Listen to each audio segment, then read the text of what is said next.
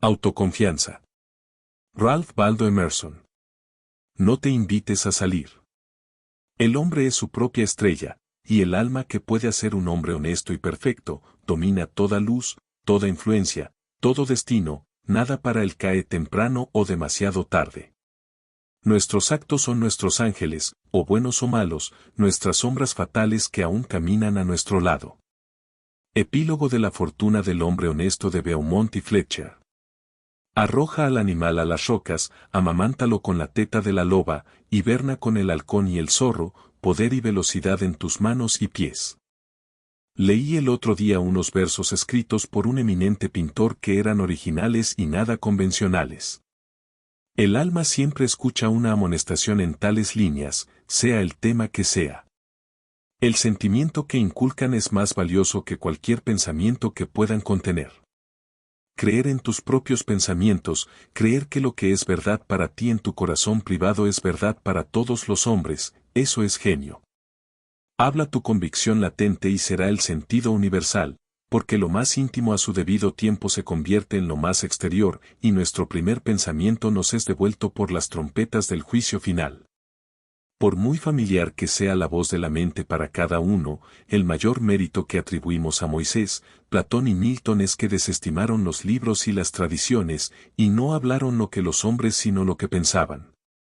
Un hombre debe aprender a detectar y observar ese destello de luz que cruza su mente desde dentro, más que el brillo del firmamento de bardos y sabios.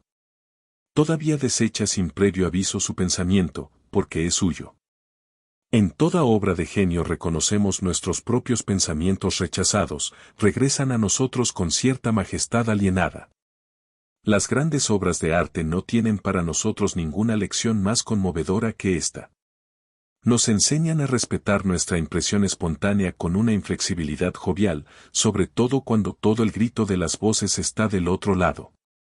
De lo contrario, mañana un extraño dirá con magistral sentido común exactamente lo que hemos pensado y sentido todo el tiempo, y nos veremos obligados a aceptar con vergüenza nuestra propia opinión de otro. Hay un momento en la educación de todo hombre en el que llega a la convicción de que la envidia es ignorancia, que la imitación es suicidio, que debe tomarse a sí mismo como su parte para bien o para mal. Que aunque el amplio universo está lleno de bien, ningún grano de maíz nutritivo puede llegar a él sino a través del trabajo dedicado a esa parcela de tierra que se le ha dado para labrar. El poder que reside en él es nuevo en la naturaleza, y nadie excepto él sabe qué es lo que puede hacer, ni lo sabe hasta que lo ha intentado. No en vano un rostro, un personaje, un hecho, le causan mucha impresión, y otro ninguna. Esta escultura en la memoria no está exenta de armonía preestablecida. El ojo se colocaba donde debía caer un rayo, para que pudiera dar testimonio de ese rayo en particular. Nos expresamos solo a medias y nos avergonzamos de esa idea divina que cada uno de nosotros representa.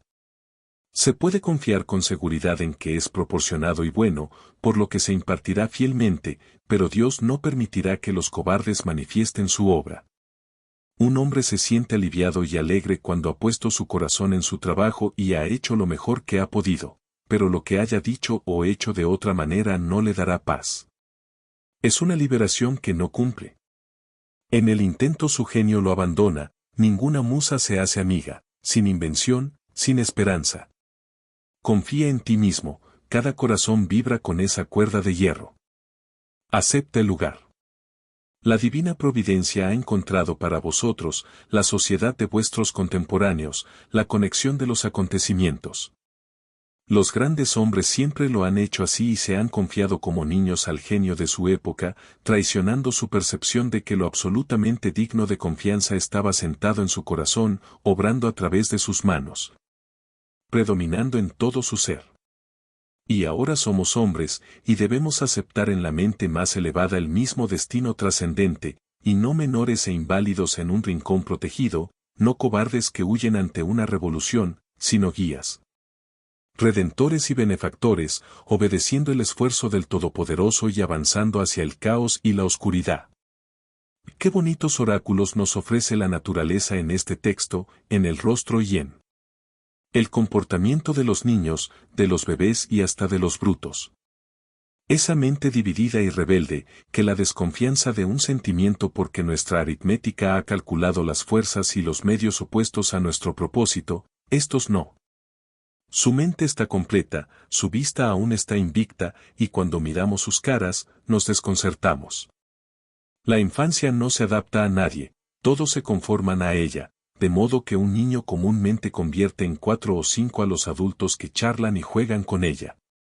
De modo que Dios ha armado no menos a la juventud, la pubertad y la virilidad con su propio picante y encanto, y los ha hecho envidiables y graciosos, y sus pretensiones no pueden ser ignoradas, si es que se mantienen por sí solos. No penséis que el joven no tiene fuerza, porque no puede hablarnos a ti ni a mí. Escuchar con atención, en la habitación de al lado su voz es suficientemente clara y enfática. Parece que sabe hablar con sus contemporáneos. Tímido o audaz, entonces, sabrá hacernos a los mayores muy innecesarios. La indiferencia de los muchachos que están seguros de una cena y que desdeñarían tanto como un señor acero decir algo para conciliar a uno, es la actitud saludable de la naturaleza humana. Un niño es en el salón lo que es el foso en la casa de juegos, independiente, irresponsable, mirando desde su rincón a las personas y los hechos que pasan, los juzga y los sentencia según sus méritos. Con la manera rápida y sumaria de los niños, como buenos, malos, interesantes, tontos, elocuentes, problemáticos. Nunca se preocupa por las consecuencias, por los intereses, da un veredicto independiente y genuino. Debes cortejarlo, él no te corteja a ti. Pero el hombre está, por así decirlo, encarcelado por su conciencia. Una vez que ha actuado o hablado con éclat, es una persona comprometida, vigilada por la simpatía o el odio de cientos, cuyos afectos ahora deben entrar en su cuenta. No existe leteo para esto. Si pudiera volver a su neutralidad. Quien pueda así evitar todas las promesas y, habiendo observado, observar de nuevo desde la misma inocencia imparcial, insobornable e imperturbable, debe ser siempre formidable. Expresaba opiniones sobre todos los asuntos pasajeros, que, vistos como no privados, sino necesarios, se clavaban como dardos en los oídos de los hombres y los atemorizaban. Estas son las voces que escuchamos en la soledad, pero se vuelven débiles y inaudible cuando entramos en el mundo. La sociedad en todas partes está conspirando contra la virilidad de cada uno de sus miembros. La sociedad es una sociedad anónima en la que los miembros se comprometen, para asegurar mejor el pan a cada accionista, a entregar la libertad y la cultura del comensal. La virtud en la mayoría de las solicitudes es la conformidad. La autosuficiencia es su aversión. No ama las realidades y los creadores, sino los nombres y las costumbres. Quien quiera ser hombre debe ser inconformista. Quien quiera recoger palmas inmortales no debe verse obstaculizado por el nombre de la bondad, sino que debe explorar si es bondad. Por fin nada es sagrado excepto la integridad de tu propia mente. Absolverte a ti mismo y tendrás el sufragio del mundo. Recuerdo una respuesta que cuando era muy joven me instaron a darle a un valioso consejero, que solía importunarme con las viejas y queridas doctrinas de la Iglesia. Sobre mi dicho, ¿qué tengo yo que ver con el carácter sagrado de las tradiciones, si vivo enteramente desde dentro?, mi amigo sugirió. Pero estos impulsos pueden venir de abajo, no de arriba. Respondí, no me parece que lo sean, pero si soy hijo del diablo, viviré del diablo. Ninguna ley puede ser sagrada para mí excepto la de mi naturaleza. Bueno y malo no son más que nombres fácilmente transferibles a aquello o aquello. El único bien es lo que está después de mi constitución, el único mal lo que está en contra de ella. Un hombre debe comportarse en presencia de toda oposición, como si todo fuera titular y efímero menos él. Me avergüenza pensar con qué facilidad capitulamos ante insignias y nombres, ante grandes sociedades e instituciones muertas. Cada individuo decente y bien hablado me afecta y me influye más de lo que es correcto. Debo ser recto y vital, y decir la cruda verdad en todos los sentidos. Si la malicia y la vanidad visten el manto de la filantropía, ¿pasará eso? Si un fanático enojado asume esta generosa causa de la abolición y viene a mí con sus últimas noticias de Barbados, ¿por qué no debería decirle, ve y ama a tu bebé, ama a tu leñador, sé bondadoso y modesto? Ten esa gracia, y nunca barnices tu dura y poco caritativa ambición con esta increíble ternura por los negros que se encuentran a miles de kilómetros de distancia. Tu amor en la distancia es rencor en casa. Un saludo así sería áspero y sin gracia, pero la verdad es más hermosa que la afectación del amor. Tu bondad debe tener alguna ventaja, de lo contrario, no lo será. La doctrina del odio debe predicarse como contrapartida de la doctrina del amor cuando ésta pule y gime. Rechazo a padre, madre, esposa y hermano, cuando mi genio me llama. Escribiría en los dinteles de la jamba de la puerta, capricho. Espero que al fin sea algo mejor que el capricho, pero no podemos pasar el día en explicaciones. Espere que no muestre la razón por la que busco o excluyo compañía. Por otra parte, no me hables, como lo hizo hoy un buen hombre, de mi obligación de poner a todos los pobres en buenas situaciones. ¿Son ellos mi pobre? Te digo, tonto filántropo, que me disgusta el dólar, la moneda de 10 centavos, el centavo que doy a hombres que no me pertenecen y a quienes no pertenezco. Hay una clase de personas a quienes por toda afinidad espiritual soy comprado y vendido, por ellos iré a prisión, si es necesario, sino sus diversas organizaciones benéficas populares, la educación en el colegio de tontos. La construcción de casas de reuniones para el vano fin al que muchos se enfrentan ahora, limosna a borrachos, y las 1000 sociedades de socorro, aunque yo confieso con vergüenza que a veces sucumbo y doy el dólar. Es un dólar malvado que con el tiempo tendré la virilidad de retenerlo. Las virtudes son, según la opinión popular, más la excepción que la regla. Ahí está el hombre y sus virtudes.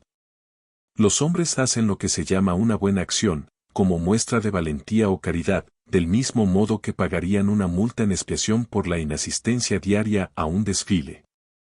Sus obras se realizan como disculpa o atenuante de su vida en el mundo, del mismo modo que los inválidos y los locos pagan una pensión elevada.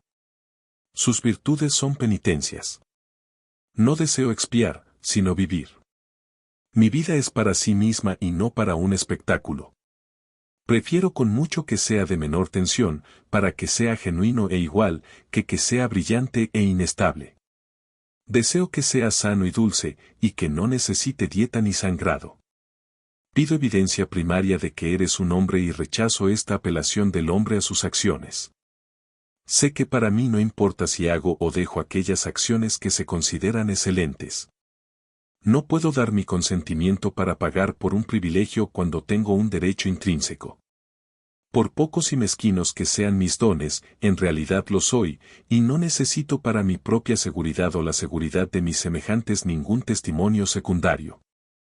Lo que debo hacer es todo lo que me concierne, no lo que piensa la gente.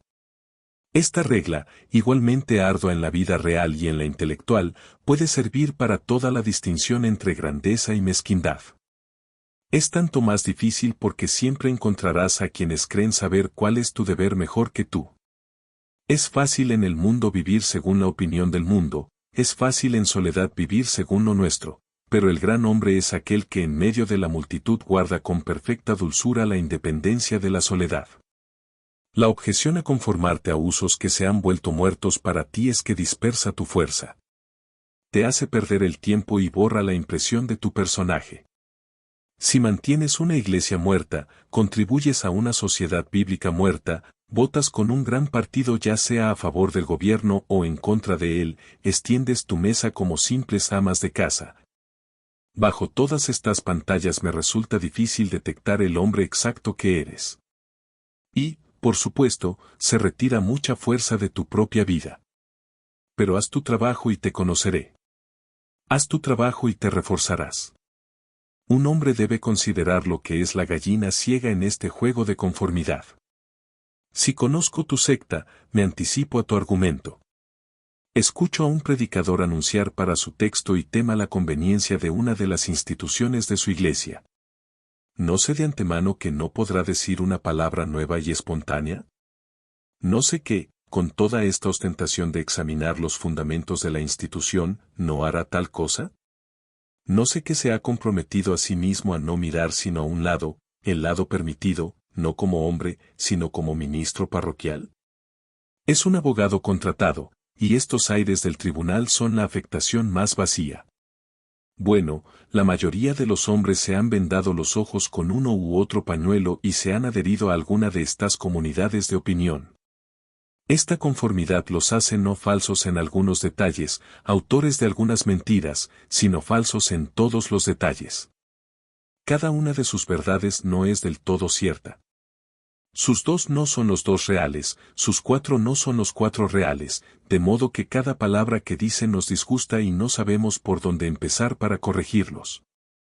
Mientras tanto, la naturaleza no tarda en equiparnos con el uniforme carcelario del partido al que nos adherimos. Llegamos a lucir un mismo corte de cara y figura, y adquirimos gradualmente la expresión más suave y estúpida.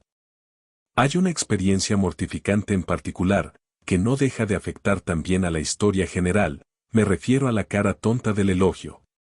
La sonrisa forzada que ponemos en compañía donde no nos sentimos cómodos para responder a una conversación que no nos interesa.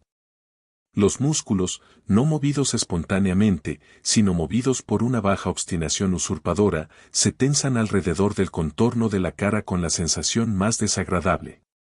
Por el inconformismo el mundo os azota con su disgusto. Y ahí. Por lo tanto, un hombre debe saber apreciar una cara amarga. Los transeúntes lo miran de reojo en la vía pública o en la sala de su amigo.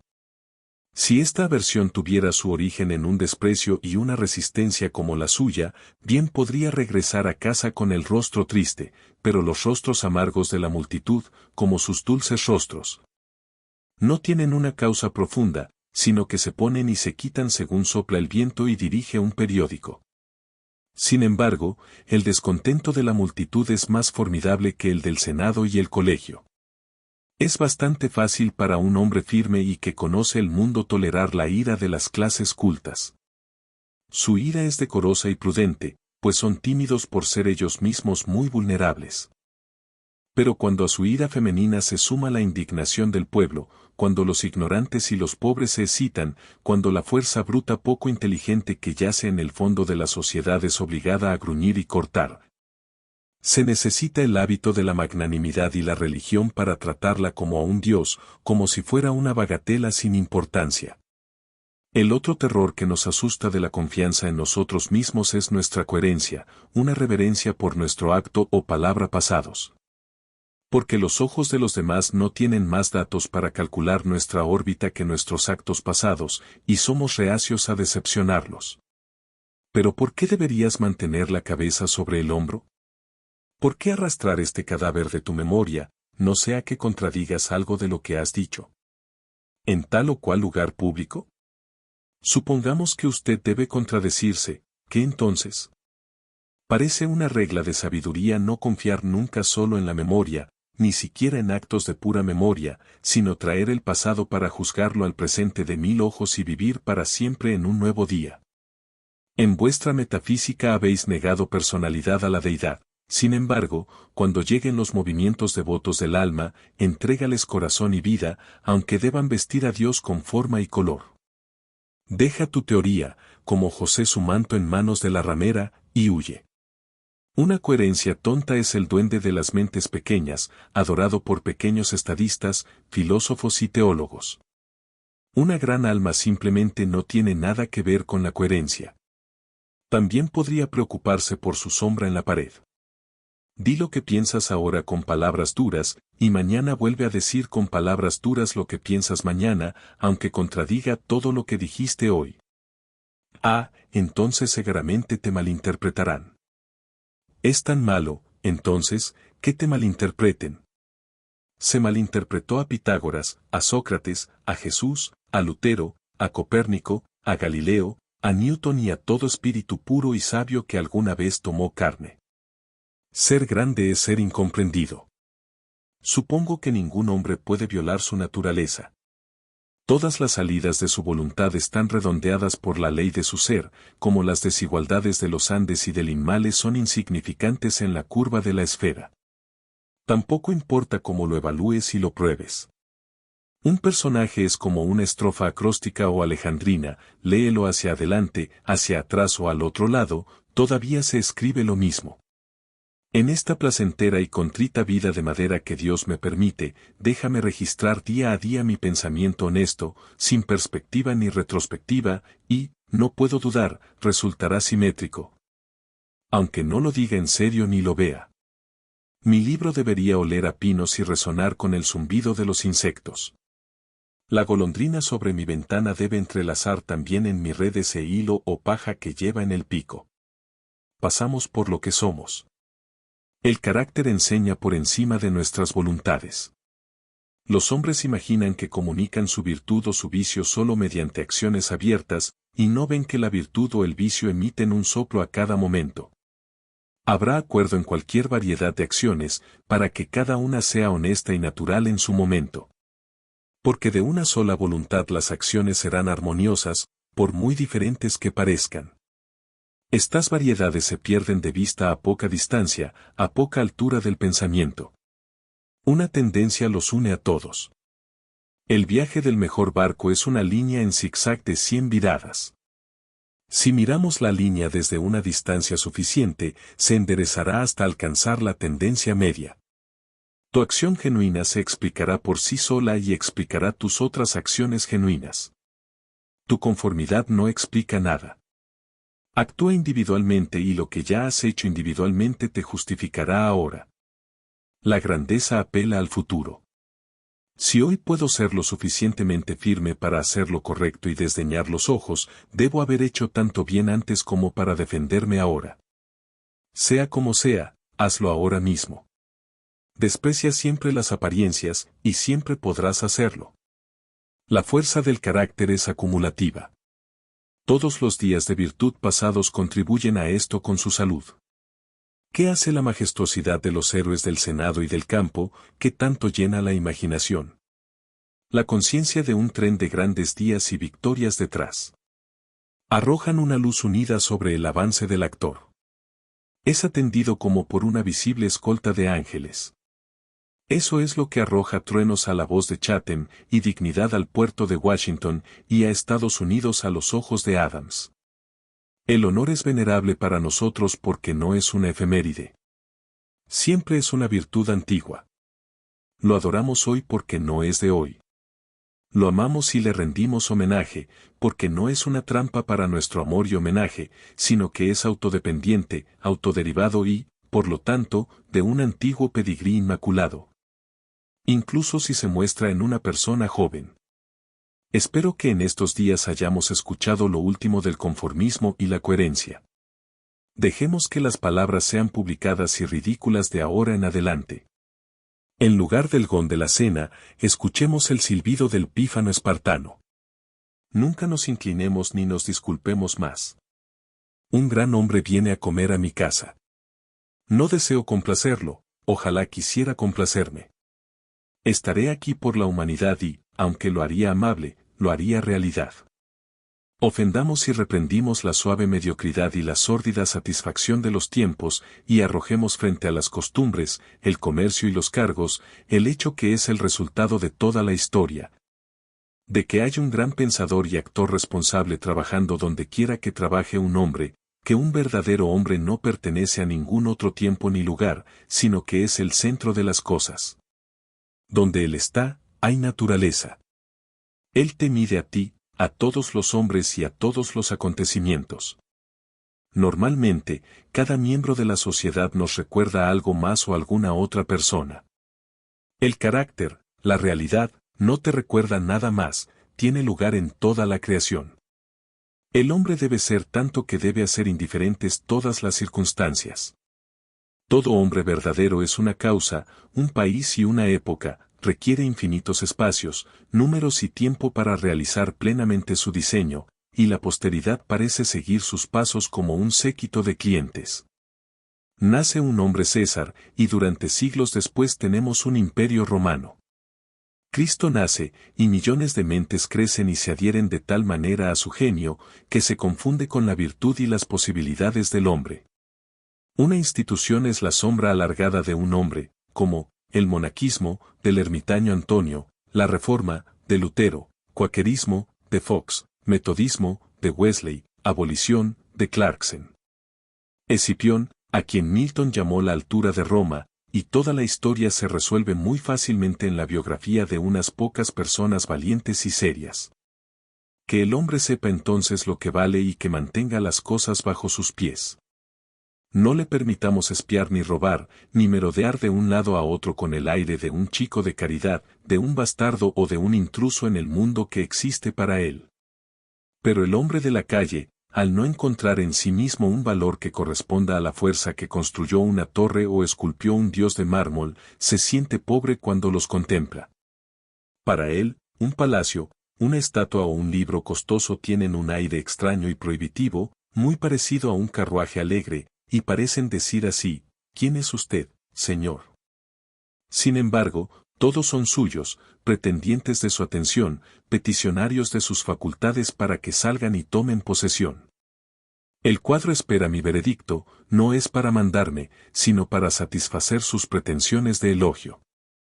Aquella fábula popular del borracho al que recogieron en la calle, muerto de borrachera, lo llevaron a casa del duque, lo lavaron, lo vistieron y lo acostaron en la cama del duque y, al despertar, lo trataron con toda servil ceremonia como el duque y le aseguraron que había estado loco, debe su popularidad al hecho de que simboliza también el estado del hombre, que en el mundo es una especie de borracho. Pero que de vez en cuando se despierta, ejercita su razón y encuentra él mismo un verdadero príncipe. Nuestra lectura es mendicante y aduladora. En la historia, nuestra imaginación nos engaña. Reino y señorío, poder y propiedad, son un vocabulario más llamativo que el de los privados John y Edward en una casa pequeña y en el trabajo cotidiano, pero las cosas de la vida son iguales para ambos. La suma total de ambos es la misma. ¿Por qué toda esta deferencia hacia Alfred, Skanderbeg y Gustavus? Supongamos que fueran virtuosos, ¿agotaron la virtud? Tan grande en juego depende de su acto privado de hoy, como siguieron sus pasos públicos y renombrados. Cuando los hombres privados actúen con opiniones originales, el brillo se transferirá de las acciones de los reyes a las de los caballeros. El mundo ha sido instruido por sus reyes, quienes tanto han magnetizado los ojos de las naciones. Este símbolo colosal nos ha enseñado la reverencia mutua que se debe de hombre a hombre. La gozosa lealtad con la que los hombres en todas partes han permitido que el rey, el noble o el gran propietario camine entre ellos según una ley propia, establezca su propia escala de hombres y cosas e invierta la de ellos. Pague los beneficios no con dinero sino con honor y represente la ley en su persona, fue el jeroglífico mediante el cual oscuramente significaban su conciencia de su propio derecho y hermosura, el derecho de cada hombre. El magnetismo que ejerce toda acción original se explica cuando investigamos la razón de la confianza en uno mismo. ¿Quién es el fideicomisario? ¿Cuál es el aborigen? Yo, en el que se puede basar una confianza universal. ¿Cuál es la naturaleza y el poder de esa estrella que desconcierta a la ciencia, sin paralaje, sin elementos calculables, que dispara un rayo de belleza incluso en acciones triviales e impuras? ¿Si aparece la más mínima señal de independencia? La investigación nos lleva a esa fuente, a la vez esencia del genio, de la virtud y de la vida, que llamamos espontaneidad o instinto. Denotamos esta sabiduría primaria como intuición, mientras que todas las enseñanzas posteriores son enseñanzas. En esa fuerza profunda, último hecho detrás del cual el análisis no puede ir, todas las cosas encuentran su origen común. Porque el sentido del ser que en las horas de calma surge, no sabemos cómo, en el alma, no es diferente de las cosas, del espacio, de la luz, del tiempo, del hombre, sino que es uno con ellas. Y procede evidentemente de la misma fuente de donde también proceden su vida y su ser. Primero compartimos la vida por la cual existen las cosas, y luego las vemos como apariencias en la naturaleza y olvidamos que hemos compartido su causa. Aquí está la fuente de la acción y del pensamiento. Aquí están los pulmones de esa inspiración que da sabiduría al hombre y que no puede negarse sin impiedad y ateísmo. Estamos en el regazo de una inmensa inteligencia que nos convierte en receptores de su verdad y órganos de su actividad. Cuando discernimos la justicia, cuando discernimos la verdad, no hacemos nada por nosotros mismos, sino que dejamos paso a sus rayos. Si preguntamos de dónde viene esto, si buscamos husmear en el alma que lo causa, toda filosofía está equivocada. Su presencia o su ausencia es todo lo que podemos afirmar. Todo hombre discrimina entre los actos voluntarios de su mente y sus percepciones involuntarias, y sabe que a sus percepciones involuntarias se les debe una fe perfecta. Puede equivocarse al expresarlas, pero sabe que estas cosas son así, como el día y la noche, y no deben discutirse. Mis acciones y adquisiciones voluntarias no son más que itinerantes, el más mínimo ensueño, la más leve emoción nativa, despiertan mi curiosidad y mi respeto. Las personas irreflexivas contradicen tan fácilmente las declaraciones de percepciones como las de opiniones, o mejor dicho, mucho más fácilmente, porque no distinguen entre percepción y noción. Se imaginan que yo elijo ver esto o aquello. Pero la percepción no es caprichosa, sino fatal. Si veo un rasgo, mis hijos lo verán después de mí y, con el tiempo, toda la humanidad, aunque puede suceder que nadie lo haya visto antes que yo. Porque mi percepción de ello es tanto un hecho como el sol. Las relaciones del alma con el Espíritu Divino son tan puras que resulta profano buscar interponer ayudas. Es necesario que cuando Dios habla comunique no una cosa, sino todas las cosas, debería llenar el mundo con su voz, debería esparcir luz, naturaleza, tiempo, almas, desde el centro del pensamiento presente. Y nueva fecha y nueva crean el todo.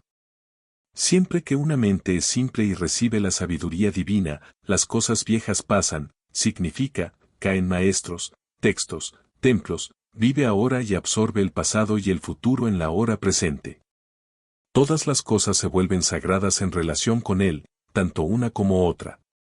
Todas las cosas se disuelven hasta su centro por su causa y, en el milagro universal, desaparecen los milagros pequeños y particulares. Por lo tanto, si un hombre afirma conocer y hablar de Dios, y te lleva hacia atrás a la fraseología de alguna vieja nación desmoronada en otro país, en otro mundo, no le creas. ¿Es mejor la bellota que la encina, que es su plenitud y consumación? ¿Es el padre mejor que el niño en quien ha depositado su ser maduro? ¿De dónde, entonces, este culto al pasado? Los siglos son conspiradores contra la cordura y la autoridad del alma. El tiempo y el espacio no son más que colores fisiológicos que produce el ojo, pero el alma es luz, donde está, es de día, donde estaba, es de noche, y la historia es una impertinencia y una injuria. Si es algo más que un alegre apólogo o una parábola de mi ser y de mi devenir.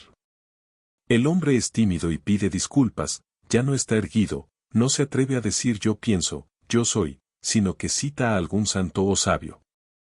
Se avergüenza ante la brizna de hierba o la rosa que sopla. Estas rosas bajo mi ventana no hacen referencia a rosas anteriores ni a otras mejores, son por lo que son, existen con Dios hoy. No hay tiempo para ellos. Existe simplemente la rosa, es perfecto en cada momento de su existencia. Antes de que una yema de hoja haya estallado, toda su vida actúa, en la flor en toda su extensión no hay más, en la raíz sin hojas no hay menos. Su naturaleza está satisfecha y ella satisface a la naturaleza en todos los momentos por igual.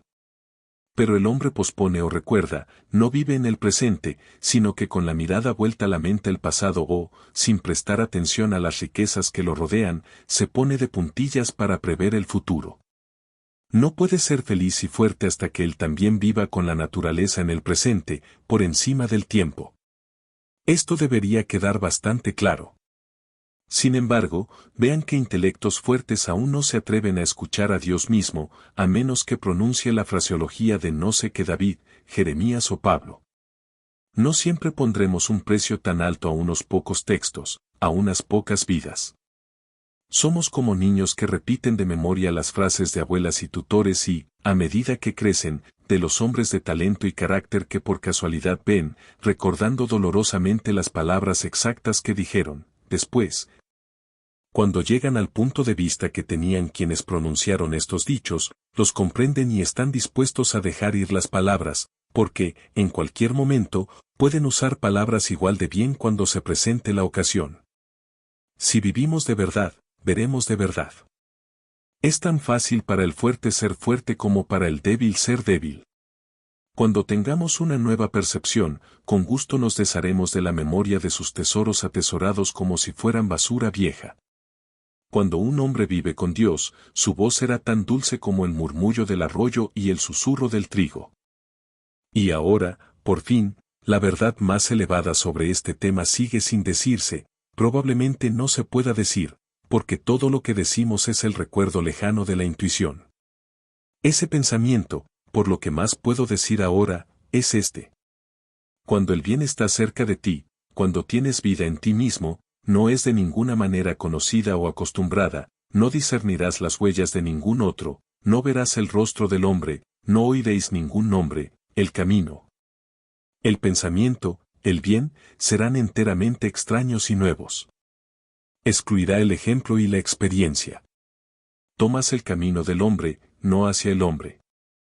Todas las personas que alguna vez existieron son sus ministros olvidados. El miedo y la esperanza están por igual debajo de esto. Incluso la esperanza es algo baja. En la hora de la visión, no hay nada que pueda llamarse gratitud, ni propiamente alegría. El alma elevada por encima de la pasión contempla la identidad y la causa eterna, percibe la autoexistencia de la verdad y el derecho, y se calma sabiendo que todo va bien. Vastos espacios de la naturaleza, el océano Atlántico, el mar del sur, largos intervalos de tiempo, años, siglos, no tienen importancia. Esto que pienso y siento subyace a cada estado anterior de vida y circunstancias, como subyace a mi presente, y a lo que se llama vida y a lo que se llama muerte. Solo sirve la vida, no el haber vivido. El poder cesa en el instante de reposo, reside en el momento de transición de un estado pasado a un nuevo estado, en el disparo del abismo, en el lanzamiento hacia un objetivo. Este hecho el mundo odia, que el alma se convierte, porque eso degrada para siempre el pasado, convierte todas las riquezas en pobreza, toda reputación en vergüenza, confunde al santo con el pícaro. Empuja a Jesús y a Judas por igual. ¿Por qué, entonces, hablamos de autosuficiencia? En la medida en que el alma esté presente, habrá poder no confiado sino agente. Hablar de dependencia es una mala forma externa de hablar. Habla más bien de aquello en lo que se confía, porque funciona y es. Quien tiene más obediencia que yo me domina, aunque no debe levantar el dedo. A su alrededor debo girar por la gravitación de los espíritus. Nos parece retórica cuando hablamos de virtud eminente. Todavía no vemos que la virtud es altura, y que un hombre o una compañía de hombres, plásticos y permeables a los principios, por la ley de la naturaleza debe dominar y cabalgar sobre todas las ciudades, naciones, reyes. Hombres ricos, poetas, que no lo son. Este es el hecho último al que tan rápidamente llegamos en este, como en cualquier tema, la resolución de todos en el siempre bendito uno. La autoexistencia es el atributo de la causa suprema y constituye la medida del bien por el grado en que entra en todas las formas inferiores. Todas las cosas reales son así por tanta virtud como contienen. El comercio, la ganadería, la caza de ballenas, la guerra, la elocuencia, el peso personal, son algo, y merecen mi respeto, como ejemplos de su presencia y acción impura. Veo la misma ley funcionando en la naturaleza para la conservación y el crecimiento. El poder es por naturaleza la medida esencial del derecho. La naturaleza no permite que quede nada en sus reinos que no pueda ayudarse a sí mismo. La génesis y maduración de un planeta, su equilibrio y órbita, el árbol torcido que se recupera del fuerte viento, los recursos vitales de cada animal y vegetal, son demostraciones del alma autosuficiente y, por tanto, autosuficiente. Así todos se concentran, no nos desvayemos, sentémonos en casa con la causa. Aturdaremos y asombraremos a la chusma intrusa de hombres, libros e instituciones, con una simple declaración del hecho divino. Diles a los invasores que se quiten los zapatos de los pies, porque Dios está aquí dentro. Que nuestra sencillez los juzgue, y nuestra docilidad a nuestra propia ley demuestre la pobreza de la naturaleza y la fortuna al lado de nuestras riquezas nativas. Pero ahora somos una turba. El hombre no teme al hombre, ni su genio es amonestado a quedarse en casa, a ponerse en comunicación con el océano interior, sino que sale al extranjero a pedir un vaso de agua a las urnas de otros hombres. Debemos ir solos. Me gusta la iglesia silenciosa antes de que comience el servicio, más que cualquier predicación. Qué lejanas, qué frías, qué castas parecen las personas, rodeadas cada una de un recinto o santuario. Así que sentémonos siempre. ¿Por qué deberíamos asumir las faltas de nuestro amigo, esposa, padre o hijo, porque se sientan alrededor de nuestro hogar o se dice que tienen la misma sangre? Todos los hombres tienen mi sangre y yo la de todos los hombres. No por eso adoptaré su petulancia o su locura, incluso hasta el punto de avergonzarme de ello. Pero vuestro aislamiento no debe ser mecánico, sino espiritual, es decir, debe ser elevación. A veces todo el mundo parece conspirar para importunarte con tonterías enfáticas. Amigo, cliente, hijo, enfermedad, miedo, miseria, caridad, todos llaman a la vez a la puerta de tu armario y dicen, ven a nosotros. Pero mantén tu estado, no entres en su confusión. El poder que tienen los hombres para molestarme, se lo doy por una débil curiosidad. Ningún hombre puede acercarse a mí sino a través de mi acto. Lo que amamos lo tenemos, pero por el deseo nos privamos del amor. Si no podemos elevarnos de inmediato a las santidades de la obediencia y la fe, al menos resista nuestras tentaciones, entremos en estado de guerra y despertemos a Thor y a Woden, el coraje y la constancia, en nuestros pechos sajones. Esto debe hacerse en nuestros buenos tiempos diciendo la verdad. Comprueben esta hospitalidad mentirosa y este afecto mentiroso. No vivas más según las expectativas de estos engañados y engañar a las personas con quienes conversamos. Diles, oh padre, oh madre, oh esposa, oh hermano, oh amigo, hasta ahora he vivido contigo después de las apariencias. De ahora en adelante soy de la verdad. Sepan que de ahora en adelante no obedezco ninguna ley menos que la ley eterna. No tendré pactos sino proximidades. Me esforzaré por alimentar a mis padres, mantener a mi familia, ser un marido casto de una sola esposa, pero debo llenar estas relaciones de una manera nueva y sin precedentes. Apelo desde vuestras costumbres. Debo ser yo mismo. Ya no puedo romperme más por ti, ni por ti. Si puedes amarme por lo que soy, seremos más felices. Si no puedes, todavía buscaré merecer que lo hagas. No ocultaré mis gustos ni aversiones. Tanto confiaré en que lo profundo es santo, que haré con fuerza ante el sol y la luna lo que en mi interior me regocija y el corazón me ordena. Si eres noble, te amaré, si no lo eres, no te haré daño a ti ni a mí mismo con atenciones hipócritas. Si eres sincero, pero no en la misma verdad que yo, adhiérete a tus compañeros, buscaré el mío. No hago esto de manera egoísta, sino con humildad y verdad. Es por igual vuestro interés, el mío y el de todos los hombres, por mucho que hayamos vivido en mentiras, vivir en la verdad. ¿Suena esto duro hoy en día? Pronto amarás lo que dicta tu naturaleza y la mía y, si seguimos la verdad, ella finalmente nos sacará a salvo. Pero entonces puedes causarles dolor a estos amigos. Sí, pero no puedo vender mi libertad y mi poder para salvar su sensibilidad. Además, todas las personas tienen sus momentos de razón, cuando miran hacia la región de la verdad absoluta, entonces me justificarán y harán lo mismo. La población piensa que su rechazo de las normas populares es un rechazo de todo estándar y mero antinomianismo, y el sensualista audaz utilizará el nombre de filosofía para adorar sus crímenes. Pero la ley de la conciencia permanece. Hay dos confesionarios, en uno u otro debemos abstenernos.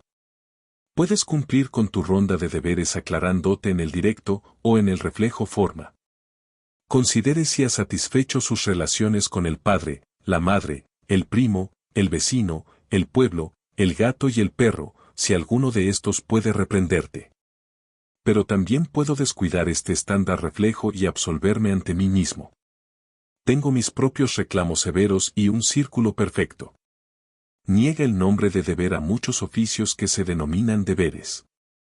Pero si puedo saldar sus deudas, eso me permite prescindir del código popular.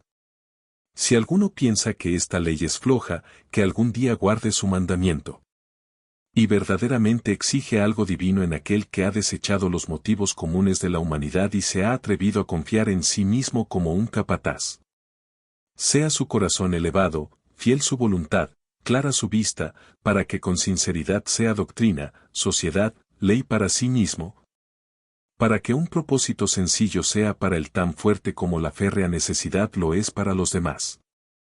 Si alguien considera los aspectos actuales de lo que se llama por distinción sociedad, verá la necesidad de esta ética.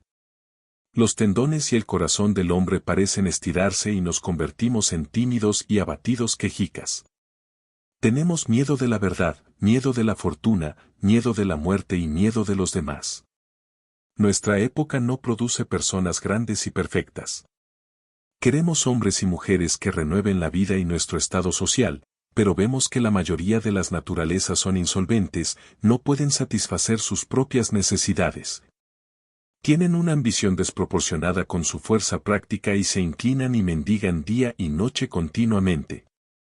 Nuestra economía doméstica es mendicante, nuestras artes, nuestras ocupaciones, nuestros matrimonios, nuestra religión, no las hemos elegido nosotros, sino la sociedad ha elegido por nosotros.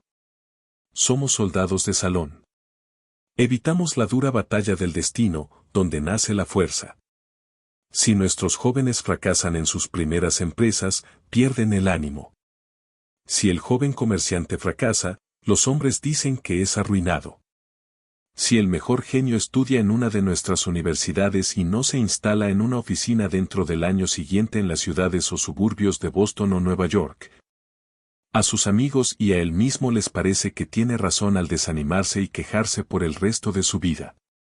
Un muchacho robusto de New Hampshire o Vermont, que a su vez prueba todas las profesiones, que equipos, lo cultiva, vende, mantiene una escuela, predica, edita un periódico, va al Congreso, compra un municipio, etc.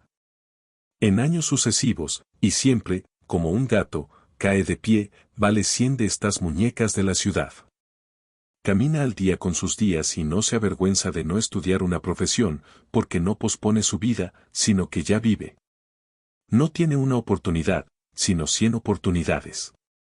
Que un estoico abra los recursos del hombre y les diga que no son sauces inclinados, sino que pueden y deben desprenderse, que con el ejercicio de la confianza en uno mismo aparecerán nuevos poderes.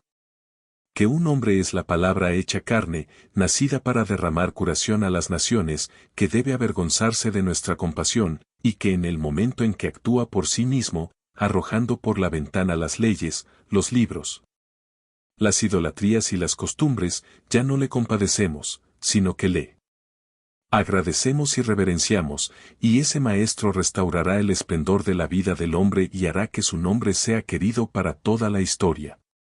Es fácil ver que una mayor autosuficiencia debe provocar una revolución en todos los oficios y relaciones de los hombres, en su religión, en su educación, en sus actividades, sus modos de vida, su asociación, en su propiedad, en sus opiniones especulativas. ¿En qué oraciones se permiten los hombres? Lo que ellos llaman un oficio santo no es tan valiente y varonil.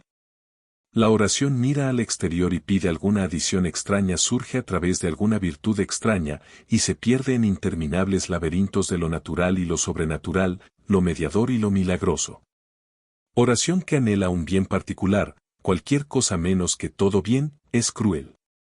La oración es la contemplación de los hechos de la vida desde el punto de vista más elevado. Es el soliloquio de un alma contemplativa y jubilosa. Es el Espíritu de Dios declarando buenas sus obras. Pero la oración como medio para lograr un fin privado es mezquindad y robo. Supone dualismo y no unidad entre la naturaleza y la conciencia. tan pronto como el hombre sea uno con Dios, no rogará. Entonces verá la oración en toda acción. La oración del granjero arrodillado en su campo para deservarlo, la oración del remero arrodillado con el golpe de su remo, son verdaderas oraciones escuchadas en toda la naturaleza, aunque con fines baratos.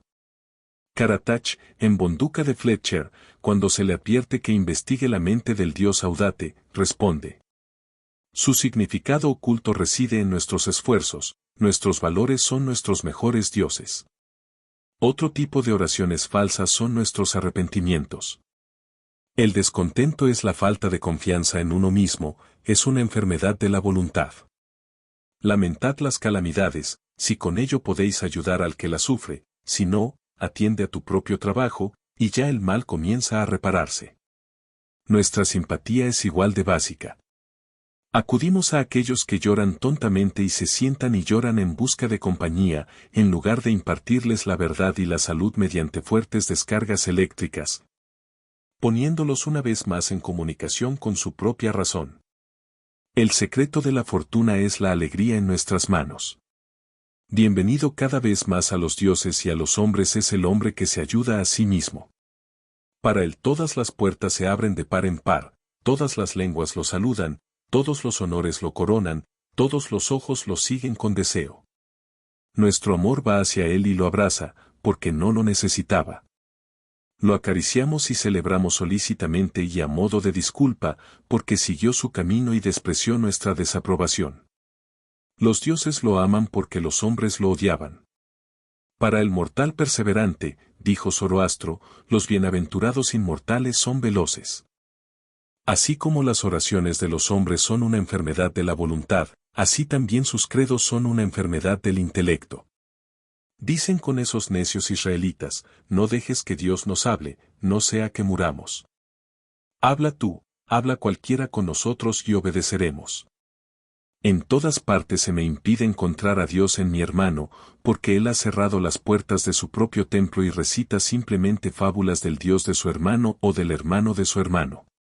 Cada nueva mente es una nueva clasificación.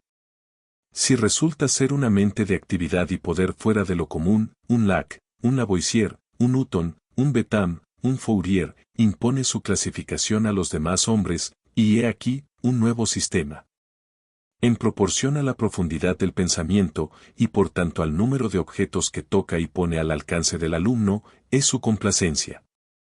Pero esto es principalmente evidente en los credos y las iglesias, que también son clasificaciones de alguna mente poderosa que actúa según el pensamiento elemental del deber y la relación del hombre con lo supremo. Así es el calvinismo, el cuaquerismo y el sueco-borgismo. El alumno siente el mismo placer en subordinar todo a la nueva terminología, como una niña que acaba de aprender botánica al ver con ello una nueva tierra y nuevas estaciones.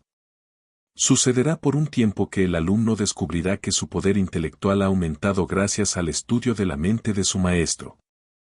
Pero en todas las mentes desequilibradas, la clasificación es idolatrada, pasa por el fin y no por un medio rápidamente agotable.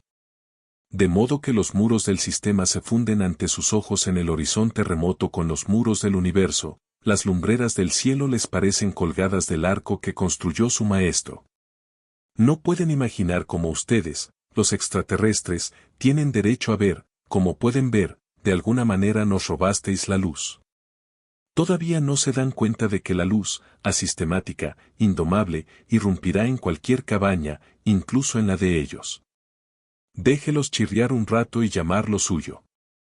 Si son honestos y lo hacen bien, pronto su nuevo y pulcro alfiletero será demasiado estrecho y bajo, se agrietará, se inclinará, se pudrirá y se desvanecerá, y la luz inmortal, toda joven y alegre, con millones de órbitas, millones de colores, brillará sobre el universo como la primera mañana. Es por falta de cultura propia que la superstición de viajar, cuyo los ídolos son Italia, Inglaterra, Egipto, conserva su fascinación por todos los estadounidenses educados. Aquellos que hicieron venerables en la imaginación a Inglaterra, Italia o Grecia, lo hicieron manteniéndose firmes donde estaban, como un eje de la tierra. En horas varoniles, sentimos que el deber es nuestro lugar. El alma no es un viajero, El hombre sabio se queda en casa, y cuando sus necesidades, sus deberes, en cualquier ocasión lo llaman a salir de su casa o a tierras extranjeras, todavía está en casa. Y hará que los hombres se den cuenta, por la expresión de su semblante, de que va como misionero de la sabiduría y la virtud, y visita ciudades y hombres como un soberano, y no como un intruso o una ayuda de cámara. No tengo ninguna objeción grosera a la circunnavegación del globo, con fines de arte, de estudio y de benevolencia. De modo que el hombre primero se domestica o no salga al extranjero con la esperanza de encontrar algo más grande de lo que cree. El que viaja para divertirse o para conseguir algo que no lleva, se aleja de sí mismo y envejece incluso en la juventud entre cosas viejas. En Tebas, en Palmira, su voluntad y su mente se han vuelto viejas y deterioradas. Lleva ruinas tras ruinas. Viajar es un paraíso para los tontos. Nuestros primeros viajes nos descubren la indiferencia de los lugares. En casa sueño que en Nápoles, en Roma, puedo embriagarme de belleza y perder la tristeza. Hago mi baúl, abrazo a mis amigos, me embarco en el mar y por fin despierto en Nápoles, y allí, a mi lado, está el hecho severo, el yo triste, implacable, idéntico, del que huí. Busco el Vaticano y los palacios. Finjo estar intoxicado con visiones y sugerencias, pero no estoy intoxicado. Mi gigante me acompaña a donde quiera que vaya. Pero la furia de viajar es un síntoma de una enfermedad más profunda que afecta a toda la acción intelectual. El intelecto es vagabundo y nuestro sistema educativo fomenta la inquietud. Nuestras mentes viajan cuando nuestros cuerpos se ven obligados a quedarse en casa. Imitamos, ¿y qué es la imitación sino el viaje de la mente? Nuestras casas están construidas con gusto extranjero, nuestros estantes están adornados con adornos extranjeros, nuestras opiniones, nuestros gustos, nuestras facultades, se apoyan y siguen el pasado y lo lejano. El alma creó las artes donde quiera que hayan florecido. Fue en su propia mente donde el artista buscó su modelo. Fue una aplicación de su propio pensamiento a lo que había que hacer y las condiciones a observar. ¿Y por qué necesitamos copiar el modelo dórico o el gótico? La belleza, la comodidad, la grandeza del pensamiento y la expresión pintoresca están tan cerca de nosotros como de cualquier otro, y si el artista estadounidense estudia con esperanza y amor lo que debe hacer, considerando el clima, el suelo, la duración del día, las necesidades de la gente, las costumbres y la forma del gobierno, creará una casa en la que todo esto se encontrará adaptado. Y el gusto y el sentimiento también quedarán satisfechos. Insiste en ti mismo, nunca imites. Puedes presentar tu propio regalo en cada momento con la fuerza acumulativa de la cultivación de toda una vida, pero del talento adoptado de otro, solo tenéis una posesión extemporánea, a medias. Lo que cada uno puede hacer mejor, nadie excepto su hacedor puede enseñarle. Ningún hombre sabe aún lo que es, ni podrá saberlo, hasta que esa persona lo haya exhibido. ¿Dónde está el maestro que podría haber enseñado a Shakespeare? ¿Dónde está el maestro que podría haber instruido a Franklin, a Washington, a Bacon o a Newton? Cada gran hombre es único. El escipionismo de Escipión es precisamente esa parte que no pudo tomar prestada. Shakespeare nunca se hará mediante el estudio de Shakespeare. Haz lo que te ha sido asignado y no podrás esperar demasiado ni atreverte demasiado. Hay en este momento para ti una expresión valiente y grandiosa como la del colosal cincel de Fidias, o la paleta de los egipcios, o la pluma de Moisés, o la de Dante, pero diferente de todas ellas. No es posible que el alma toda rica, toda elocuente, de lengua milenaria, se digne repetirse, pero si tú puedes escuchar lo que dicen estos patriarcas, seguramente podrás responderles en el mismo tono de voz. Porque el oído y la lengua son dos órganos de una misma naturaleza. Permanece en las regiones simples y nobles de tu vida, obedece a tu corazón y reproducirás el premundo nuevamente. Así como nuestra religión, nuestra educación, nuestro arte miran al exterior, también lo hace nuestro espíritu de sociedad. Todos los hombres se jactan de mejorar la sociedad, y ningún hombre mejora. La sociedad nunca avanza. Retrocede tan rápido por un lado como gana por el otro. Sufre continuos cambios, es bárbara, es civilizada, está cristianizada, es rica, es científica, pero este cambio no es una mejora. Por cada cosa que se da, algo se toma. La sociedad adquiere nuevas artes y pierde viejos instintos. Qué contraste entre el estadounidense bien vestido, que lee, escribe y piensa, con un reloj, un lápiz y una letra de cambio en el bolsillo, y el neozelandés desnudo, cuya propiedad es un garrote, una lanza, una estera y una 20ª parte entera de un cobertizo para dormir. Pero compara la salud de los dos hombres y verás que el hombre blanco ha perdido su fuerza original. Si el viajero nos dice la verdad, golpea al salvaje con un hacha ancha, y en 1 o 2 días la carne se unirá y sanará como si le hubieras dado el golpe en brea blanda, y el mismo golpe enviará al blanco a su tumba. El hombre civilizado ha construido un carruaje, pero ha perdido el uso de sus pies. Se apoya en muletas, pero le falta mucho apoyo muscular. Tiene un excelente reloj de Ginebra, pero no sabe decir la hora mediante el sol. Tiene un almanaque náutico de Greenwich, por lo que, al estar seguro de tener la información cuando la necesita, el hombre de la calle no reconoce ni una estrella en el cielo. El solsticio no lo observa, el equinoccio lo conoce tampoco, y todo el brillante calendario del año no tiene ningún dial en su mente. Sus cuadernos perjudican su memoria, sus bibliotecas sobrecargan su ingenio, la oficina de seguros aumenta el número de accidentes, y cabe preguntarse si la maquinaria no graba. Si no hemos perdido por el refinamiento algo de energía, por un cristianismo atrincherado en establecimientos y formas, algo de vigor de virtud salvaje. Porque todo estoico era un estoico, pero en la cristiandad ¿dónde está el cristiano? No hay más desviación en la norma moral que en la norma de altura o corpulencia. No hay hombres más grandes que nunca. Puede observarse una igualdad singular entre los grandes hombres de la primera y de la última época, ni toda la ciencia, el arte, la religión y la filosofía del siglo XIX pueden servir para educar a hombres más grandes que los héroes de Plutarco hace 23 o 24 siglos. No en el tiempo la carrera es progresiva. Foción, Sócrates, Anaxágoras, Diógenes, son grandes hombres, pero no dejan la clase. El que realmente es de su clase no será llamado por su nombre, sino que será su propio hombre y, a su vez, el fundador de una secta. Las artes y los inventos de cada época son solo su vestimenta y no vigorizan a los hombres. El daño de la maquinaria mejorada puede compensar su bien. Hudson y Bering lograron tantas cosas en sus barcos de pesca que asombraron a Peary y Franklin, cuyo equipo agotó los recursos de la ciencia y el arte. Galileo, con unos gemelos de ópera, descubrió una serie de fenómenos celestes más espléndidos que cualquier otra desde entonces. Colón encontró el Nuevo Mundo en un barco sin cubierta. Es curioso ver el desuso y la desaparición periódica de medios y maquinarias que fueron introducidos con grandes elogios unos años o siglos antes. El gran genio vuelve al hombre esencial.